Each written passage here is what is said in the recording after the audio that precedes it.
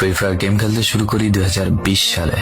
এলাকার ভাই ব্রাদার গুলোকে দেখতাম রাতে এক জায়গায় বসে বসে শুধু চিল্লাচিল্লি করতো।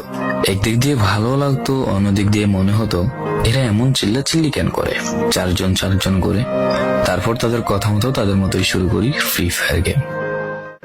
প্রথম দিন গেম খেলে রাত জেগেছি 11টা, যেটা ছিল রাত জেগার প্রথম কারণ এবং প্রথম ভালোবাসা। এলাকার বন্ধুরা মিলে রাত হলেই আড্ডার আসর দিয়ে বসতাম আর শুরু করতাম গেম খেলা। সবাই তখন গেম খেলা নতুন শুরু করি, এত পরিমাণ আনন্দ ছিল গেমটিতে যা বলে বোঝানো সম্ভব না। তখন ভালো কোনো ফোন ছিল না, ল্যাগ করতো, তবুও খেলতাম। আব্বু আম্মুর কি পরিমাণ বকাঝকা খেয়েছি সেটা বলা বাহুল্য। অনেকদিন তো স্কুলও যাইতাম না, বন্ধুরা বসে গেম খেলতাম। কিছু টাকা জুগিয়ে কয়েক মাস পর একটা লেভেল আপ পাস ছিল না, 200 টাকায় বোধ হয় 800 ডায়মন্ড পাওয়া যেত। তো সেখান থেকে 800 ডায়মন্ড থেকে একটা অলগ ক্যারেক্টার নিই।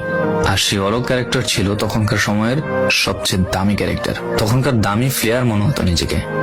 আবার গেমের ভিতর অনেকের সাথে বন্ধুত্ব পর্যন্ত হয়ে গিয়েছিল।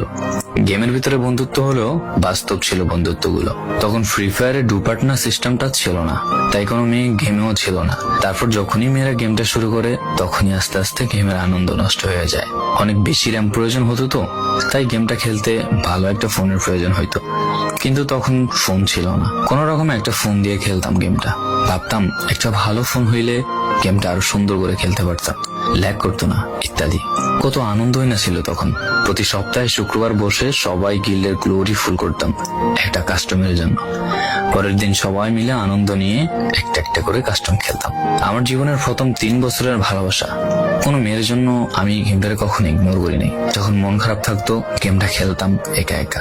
একটা ভয় পাইলেই তৎক্ষণাৎ মন ভালো হয়ে যাইতো, মুখে সব সময় একটা মৃদু হাসি থাকতো। এখন আমার কাছে গেমটা খেলার মতো অনেক ভালো একটা ফোন আছে, আমার কাছে এখন অনেক ভালো কালেকশন আছে, টপ আপ করার জন্য টাকাও আছে। কিন্তু গেমের ভিতরে থাকা সেসব বন্ধুরা আর নেই, সবাই ব্যস্ত হয়ে গেছে। সবার আইডি গুলো অফলাইন হয়ে গেছে। কেউ 1 মাস 2 মাস পর ঢুকে গেমের ভিতর সবকিছু ব্যাক করে দিয়েছে। এখন যার বেশি টাকা সেই বেশি প্রো, এখন কারো স্কিল দেখা হয় না। ফ্রি ফায়ারের সব ফালতু ইউটিউবারদের দিয়ে ভরে গিয়েছে সব। ওল্ড ইউটিউবার গুলো ফ্রি ফায়ার খেলা ছেড়ে দিয়েছে। আমি এখনো সেই 2017 সালে ফ্রি ফায়ার ব্যাক আসবে বলে অপেক্ষায় আছি।